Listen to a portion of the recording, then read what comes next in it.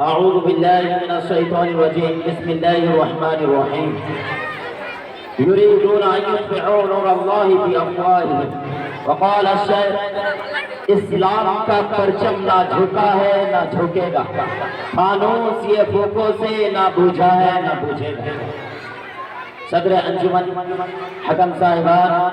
مشفق و مربی اساتذہ اکرام اور سامعین حضرات، سامنے بیٹھے ہوئے عزیز ساتھیوں، آج میں آپ حضرات کے سامنے جس عنوان پر گفتگو کروں گا وہ ہے اسلام پر دباؤ کیوں۔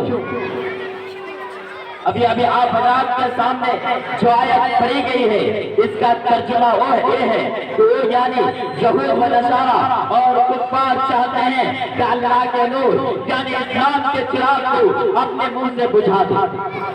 یہ آیت آج سے 1400 سال پہلے نازل ہوئی، جس سے اس بات کی وضاحت ہوتی ہے کہ اسلام پر دباؤ اور اس کے پیغام کو روکنے کا کام صرف اسی دور میں نہیں ہو رہا ہے، بلکہ باطل کی ہمیشہ یہ فطرت رہی ہے کہ انہوں نے اسلام کی ہدایت کو کبھی بھی برداشت نہیں کیا اور باطل مگر فریب اور جھوٹ سے کام لیا۔ اگر ہم قرآن پاک کی آیت کو پڑھیں گے تو ہمیں 30 پاروں کے اندر بے شمار ایسی آیت مل جائے گی جس سے یہ ظاہر ہو جائے گا کہ اسلام پر دباؤ صرف اسی دور میں نہیں ہو رہا ہے۔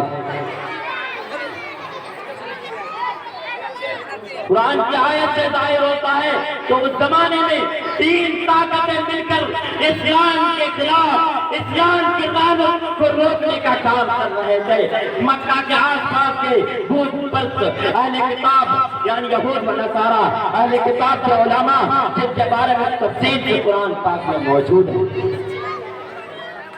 میرے بھائی اور دوستو، آج یہ بات ضرور ہے کہ موجودہ حالات میں اسلام پر دباؤ پہلے سے زیادہ بڑھ گیا ہے اور اس کی وجہ یہ ہے کہ پوری دنیا کے ممالک کے بے زمین حکمراں اور افراد بھی شامل ہو گئے ہیں اور اس دور میں تمام باطل مذاہب اقوام کو ڈر ہے کہ اگر اسلام کے سامنے باندھا جائے گا تو پوری دنیا یا ان کا زیادہ حصہ اسلام کے سائے میں آ جائے گا، کیونکہ موجودہ سائنٹفک دور میں یہ ثابت کر دیا ہے کہ اگر انسان کو کوئی نظام کی امن و انصاف کی نظام کی گارنٹی دے سکتا ہے تو صرف مذہب اسلام ہے، کیونکہ دنیا کے تمام بنائے ہوئے نظام ناکام ہو چکے ہیں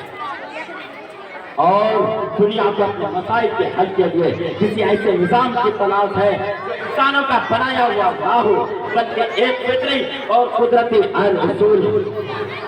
جو موجودہ انسانی مشکلات کو حل کر سکتا ہے۔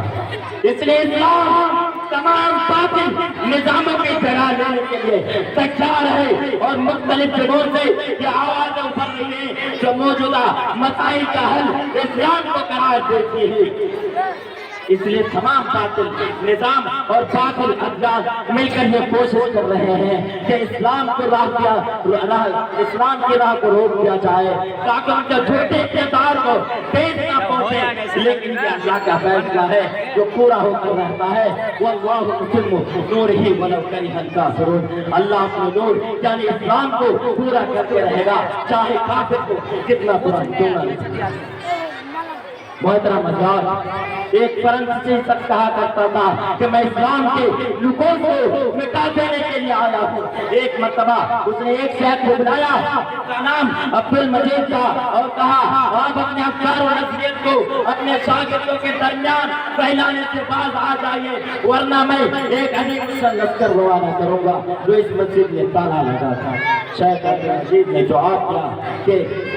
یہ ظالم حاکم تمہارے بس میں نہیں۔ اس پر وہ شخص غصہ ہوا اور کہا کیوں بھلا ممکن نہیں؟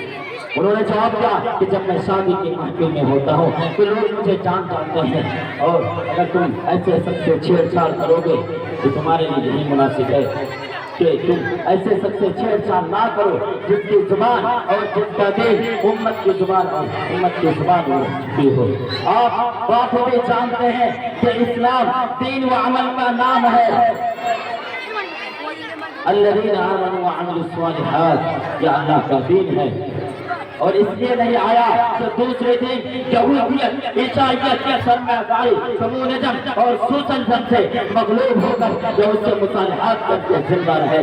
آخر میں اللہ تبارک و تعالیٰ سے دعا ہے یا رب العالمین جو ہم سب کو ایمان کی دولت سے مالا مال عطا فرما اور مخالفین سے نمٹنے کی طاقت عطا فرما. آمین. وآخر دعوانا الحمدللہ رب العالمین. السلام علیکم ورحمۃ اللہ.